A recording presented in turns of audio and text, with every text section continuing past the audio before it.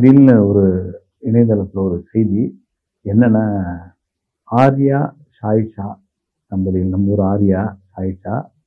ஆர்யாவுக்கு மாமியாராக, மாமியார் முறையாக ஒரு நடிகை வருகிறார். அந்த முறைப்படுத்தி பேசுவாங்க இல்லைங்களா? அதுல வந்து ஆர்யாவுக்கு மாமியார் யாரு? இந்த நடிகை என்பது அந்த நடிகை தபு அப்படின்றாங்க.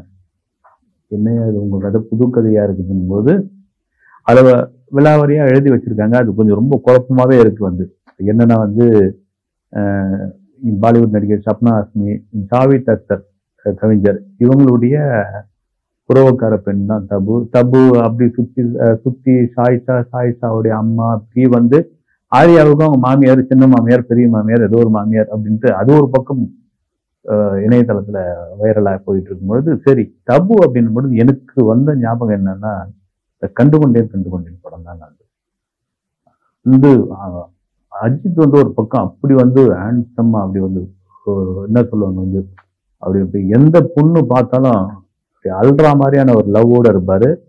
இன்னொரு பக்கம் பாத்தீங்கன்னா தபுவும் பாத்தீங்கன்னா அப்படி பாலிவுட்ல இருந்து இறங்கி வந்த மாதிரியான ஒரு புது ரோஜா மாதிரி இருப்பாங்க.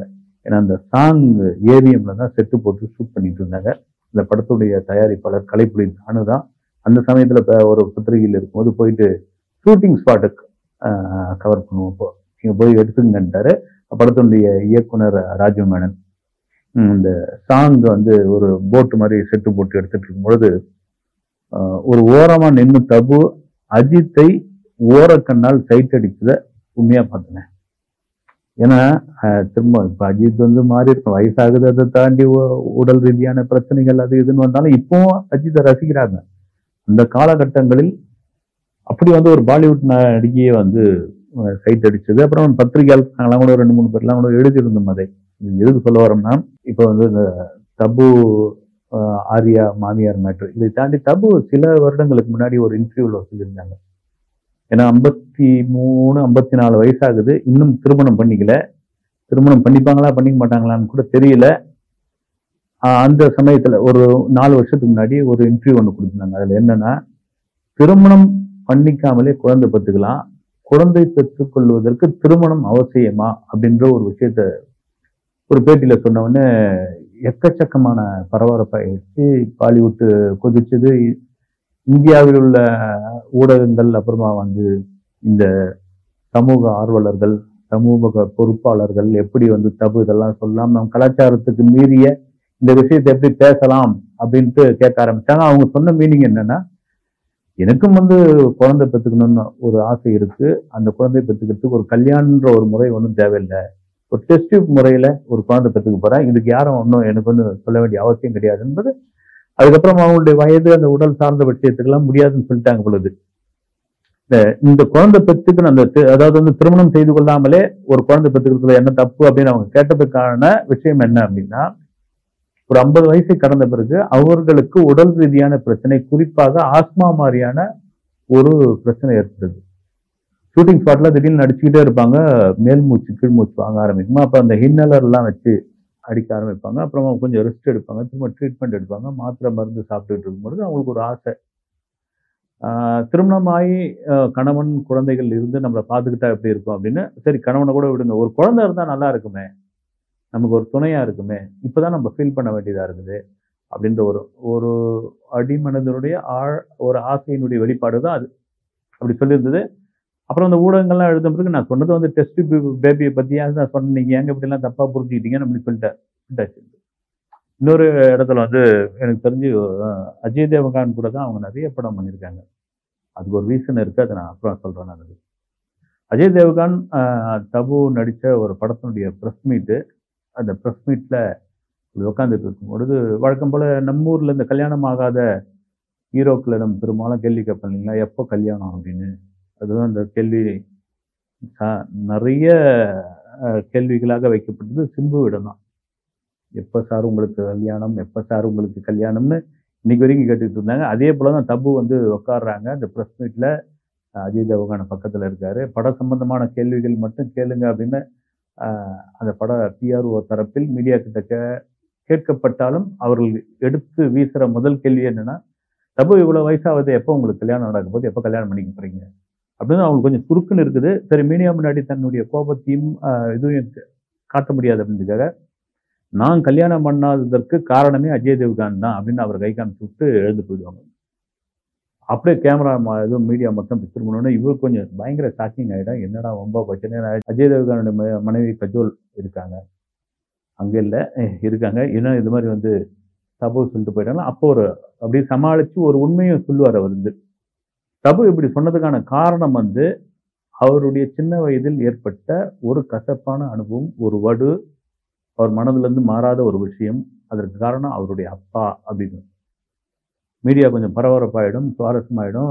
என்னங்க அப்படின்ற அளவுக்கு ரைட் ஓகே ஒரு கவர் ஸ்டோரி நமக்கு கிடைச்சிருச்சு, ஒரு பரபரப்பான செய்தி கிடைச்சிருச்சு அப்படின்னு அஜய் தேவ்கன் கொஞ்சம் ஜெர்க் ஆவாரு. ஓகே இன்னைக்கு அதெல்லாம் உண்மை தெரிஞ்சுதானே ஆகும்போது உண்மையை சொல்லிடுவோம். ஏன்னா நம்மள கை காமிச்சு விட்டாங்க. இப்போ வேற மாதிரியான மீடியாக்கள் மேல இது பண்ணுவாங்க. அதுக்கு என்ன காரணம் தபு கல்யாணம் பண்ணினது காரணம் அதுதான் அப்படின்போது தபு ஒரு 5 வயசு இருக்கும் பொழுது அவங்க அக்கா, அவருடைய தாயார், அவங்க அப்பா ஹைதராபாத்தில் இருக்காங்க. ஹைதராபாத்தில் இருக்கும் பொழுது அவங்க அப்பாவிற்கு ஒரு இல்லீகலான ஒரு தொடர்பு இருக்குது. இது அப்படி அவங்க அம்மாவுக்கு அரசியல் பொறுத்தலாம் தெரிய வருது. சண்டையாக மாறுது, வீட்டுக்குள்ள இதுவாகுது. சரக்கை போட்டு வந்து சண்டை போடுறாரு. குழந்தை முன்னாடி வந்து அடிக்கிறது, கெட்ட கெட்ட வார்த்தைகள் பேசுவது, இதெல்லாம் தபு கவனிச்சுட்டே இருக்கும்போது திடீர்னு என்ன ஆயிடுது, அவங்க அம்மாவை விவாகரத்து செய்துவிட்டு வேறொரு பெண்ணை திருமணம் செய்து கொள்கிறார். திருமணம் செஞ்சுக்கிட்ட ஒருவனும் சும்மா இல்லை வந்து. அவங்க அம்மா தபு அவங்க சகோதரி இருக்கிற அந்த தெரு வழியா தன்னுடைய புது பொண்டாட்டியை கூப்பிட்டுக்கிட்டு வேணும்னு ஜோடியா நடந்து போறது, திருமணம் ஜோடியா நடந்து வர்றது, ஏறக்குறைய அவங்களை வெறுப்பேற்றுற மாதிரி. இவங்க எங்கேயாவது ஒரு தியேட்டருக்கோ அல்லது மார்க்கெட்டுக்கோ போனால் அங்கே வேணும்னே கூட்டின்னு வர்றது, இவங்க எதற்கு கொஞ்சிறது.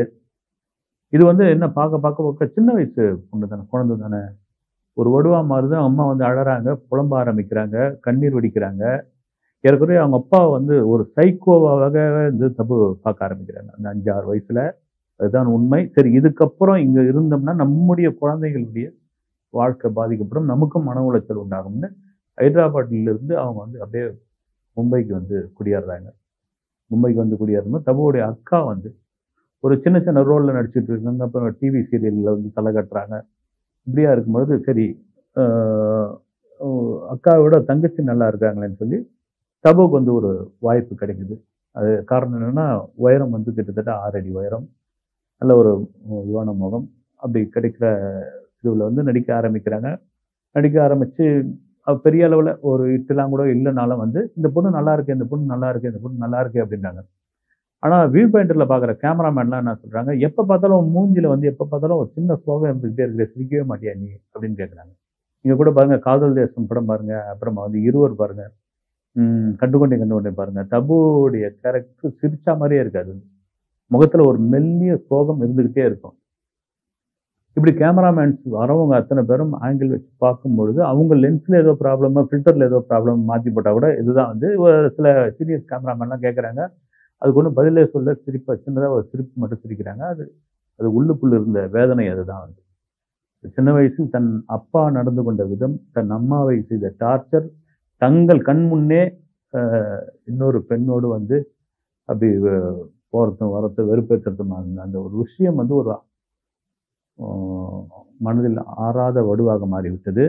நீங்க காதல் தேசம் படம் வந்தப்போ கூட நீங்க அப்பாஸை தாண்டி தபு மேலதான் ஒரு பெரிய கிரேஸ் இருக்கும்.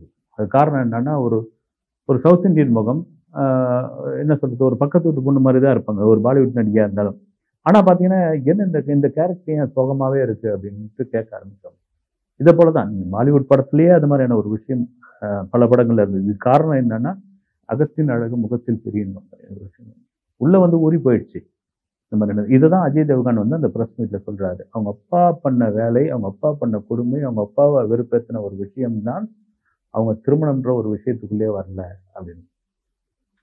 இவங்க பாலிவுட்ல நடிச்சுட்டு இருக்கும்போது திடீர்னு வந்து நாகார்ஜுனா கூட நடிக்க ஆரம்பிச்சாங்க. நாகார்ஜுனா கூட நடிக்க ஆரம்பிக்கும் பொழுது அங்க தெலுங்குல அத்தனை படமும் இட்டு. குறிப்பா இந்த பேர் வந்து பேசக்கூடிய பேராக மாறியது வந்து நாகார்ஜுனா தபு சூப்பர்பா அப்படின்ற அளவுக்கு ஆரம்பிச்சது வந்து ஏகப்பட்ட கிசுகிசுகள் வெடிக்க ஆரம்பிச்சு. ஏறக்குறைய நாகார்ஜுனா 3வது திருமணமாக தபுவை செய்கிறார். ஏற்கனவே ஒரு மனைவி, அந்த மனைவி விவாகரத்து பண்ணியாச்சு. அப்பதான் அமலாவை திருமணம் பண்ணியிருக்காரு. அமலாவே கழட்டி விட்டு தபுவை கல்யாணம் பண்ண போறாருன்ற ஒரு செய்தி வர ஆரம்பிச்சு நாகார்ஜுனா வெறுத்து போகிறார். வெறுத்து போய் மீடியா முன்னாடி அமலாவை உட்கார வச்சுன்னு சொல்றாரு வந்து, தபு எங்களுடைய குடும்ப நண்பர். நாங்க அப்படிலாம் பழகவே இல்ல. ஒரு பெண் ஒரு நடிகை கூட தொடர்ச்சியா ஒரு 3, 4 படம் நெருக்கமாகவோ இல்ல இதுவோ நடிச்சுட்டா அந்த கெமிஸ்ட்ரி ஒர்க் அவுட் ஆயிட்டா, நீங்கலாம் இப்படிலாம் பேசுவீங்களான்னு போது அமலாவும் அதுதான் சொல்றாரு. அப்படிலாம் கிடையாது. என் குடும்ப நண்பர் அப்படிங்கும்போது, அந்த பிரஸ் மீட் அந்த சொன்ன வார்த்தை, அந்த விதம், அது மீடியாக்குள்ள வந்த செய்தி, இது வந்து தபுவுக்கு ரொம்ப மகிழ்ச்சிய குடுக்குது. அதன் பிறகு அப்படியே ஒதுங்க ஆரம்பிக்கிறாங்க. சவுத் இந்தியன் மூவிலேருந்து ஒதுங்க ஆரம்பிச்சு பாலிவுட்ல நடிக்க ஆரம்பிக்கிறாங்க. பாலிவுட்ல நடிக்கும்பொழுது 97 அல்ல 98வது வருஷமா சல்மான் கான் கூட ஒரு படம் நடிக்கிறாங்க. நடிக்கும் பொழுது தான் ராஜஸ்தான்ல அதனுடைய படப்பிடிப்பு நடக்குது. படப்பிடிப்பு நடந்தப்போ, சும்மா ஒரு படப்பிடிப்பு ஒரு கேப்ல வந்து அவருடைய கன்ன தூக்கின்னு அப்படி அங்க இருக்கிற காட்டுக்குள்ள போலாமா அப்படின்னு சொல்லி கூட்டு போறாரு சல்மான் கான். கூட்டு போகும்போது தபுவுக்கு தெரியாது இவர் ஏதோ கன்னை வச்சுன்னு கூட்டு போறாருன்னு. பார்த்தா டப்புன்னு ஒரு மானை சுட்டுறாரு. அந்த மான் விவகாரம் பெரிய விவகாரமாக மாறுது. சல்மான் கான் மானை சுட்டது பெரிய விவகாரமாக மாறி அந்த கேஸ் நடக்குது. அதுல வந்து தபுவும் வந்து ஒரு குற்றவாளியாக இணைக்கப்படுகிறார். கிட்டத்தட்ட ஒரு 18 வருஷம் கோர்ட்டு கேஸ் அப்படின்னு இவங்களுக்கு வாய்தா மேல வாய்தா அது இதுன்னு இதுவாகும்போது பெரிய வெறுப்பாகுது. எங்கேயோ வந்தோமா, 4 காசு சம்பாரிச்சோமா, நடிச்சோமான்னு இல்லாம என்னையா இது ஆரம்பத்துல இருந்து அப்பனால ஒரு தொல்லை, மறுபடியும் இங்க வந்தா இங்க வந்து ஒரு தொல்லை, இங்க இருக்கிற ஹீரோக்களுடைய பாலியல் சீண்டல் ஒரு பக்கம், இதெல்லாம் தாண்டி சும்மா கூட அந்த ஹீரோ கூட போனா அவன் மான சுட்டு தள்ளிட்டான், அந்த மான சுட்டு தள்ளது மட்டும் நம்மளையும் கேஸ்ல சேர்த்துட்டாங்களே என்ற ஒரு வெறுப்பு உண்டாகுது. அந்த நேரம் தான் யாருமே இவருக்கு ஏன்னா ஒரு பெரிய கேஸா மாறுது. எல்லாம் விட்டு ஓட ஆரம்பிக்கிறாங்க. யார்கிட்டயோ உதவி கேட்கிற அந்த தபு யாருமே உதவி பண்ற மாதிரி இல்லை. இது பெரிய விவகாரம். சல்மான் கானே இதுல திணறி போயிருக்காரு. நீ அவர்கிட்டயே போய் உதவி கேட்டாரு. சல்மான் கானும் ஒண்ணு கண்டுக்காம போறாரு. அந்த நேரம் தான் அஜய் தேவ்கானுக்கு அவங்களுக்கு வந்து உதவி பண்றாரு. அந்த கோர்ட்டு கேஸ் சம்பந்தமான விஷயங்கள், இந்த வக்கீல் சம்பந்தமான விஷயங்கள் ஒரு வழியாக இவர் அதுக்கு சம்பந்தம் இல்லை அப்படின்ற ஒரு தீர்ப்பு வந்த பிறகு பெருமூச்சாகுது. அதனால தான் அஜய் தேவகான் கூட ஒரு தொடர்ச்சியான படங்கள் ஏறக்குறைய நம்ம ஒரு குடும்ப நண்பர், ஒரு வெல்விஷர், தனக்கு வந்து எந்த ஒரு பிரச்சனையாக இருந்தாலும் முதலில் வந்து நிற்கக்கூடியவர் அஜய் தேவ்கான் அப்படின்ற ஒரு உணர்வும் ஒரு நம்பிக்கையும் வந்து தபு கிட்ட வருது.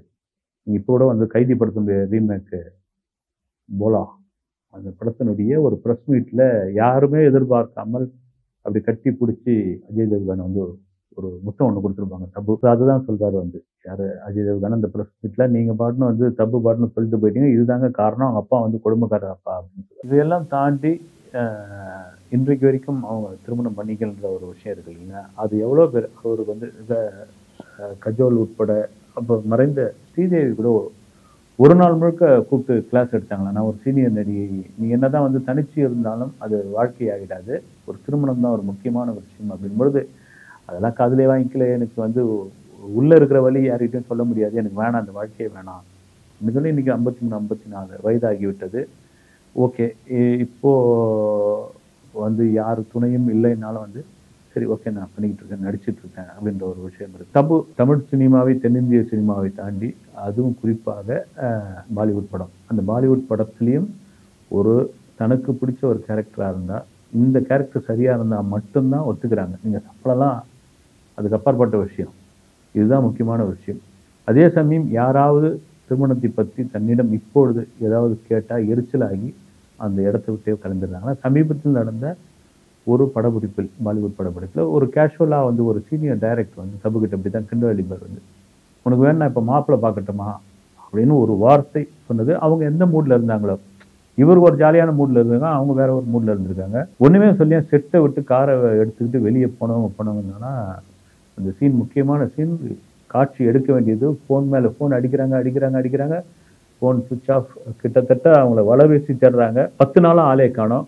10 நாளைக்கு அப்புறம் அவங்க போனுக்கு வந்து அந்த டைரக்டர் வந்து ஒரு கிட்டத்தட்ட 1000 முறை வந்து சாரி, மன்னிப்பு கேட்டு இப்படியா கேட்டு மெசேஜ் அனுப்பிச்சு அந்த போன் சுவிட்ச் ஆஃப்லயே இருந்துருது. ஒரு 10 நாள் கோவாவில் போய் எங்கேயோ ஒரு இடத்துல தனிமையா போய் உட்காந்துருக்காங்க. அந்த எல்லாரும் முன்னாடியும் ஒரு லைட் மேன் 1000 ஜூனியர் ஆர்டிஸ்ட் முன்னாடி திடீர்னு அந்த கேட்ட கேள்வி, இதுக்கு முன்னாடி நிறைய பேர் கேட்டிருக்காங்க, இப்படி ஏன் இந்த டைரக்டர் கேட்கணும் அப்படின்ற ஒரு விஷயம் மனசுக்கு ஆகி அதுக்கப்புறம் ஓப்பன் பண்ண பிறகு சடன்னு இந்த அந்த மன்னிப்பு மெசேஜ் இருக்கு இல்லைங்களா, அது பாட்டுன்னு வந்து விழுந்தப்போ இவங்களாம் மனசு மாறி அந்த ஸ்பாட்டுக்கு போன பிறகு நான் ஒரு ஒரு சகோதரியாக இல்லை நான் என்னுடைய மகளாக நினைச்சு தான் அப்படி நான் கேட்டேன். நான் மனசு புண்படி தான் மன்னிச்சிடு அப்படின்போது இனிமேல் இந்த படப்பிடிப்பு நடக்கிற வரைக்கும் என் திருமணத்தை பற்றியான ஒரு விஷயத்தை நீங்க பேசவே கூடாது அப்படிங்கும்போது அந்த யூனிட்டுக்கே ஒரு உத்தரவிடுறாங்க. அதற்கு காரணம் என்னன்னா, சிறு வயதில் யாராக இருந்தாலும் அந்த மனதில் ஏற்பட்ட அந்த காயம், வடு இதுதான். இதிலிருந்து தபு மீண்டு வருவாரா? மீண்டு வர வேண்டும் என்பதுதான் நம்முடைய ஆசை. நன்றி.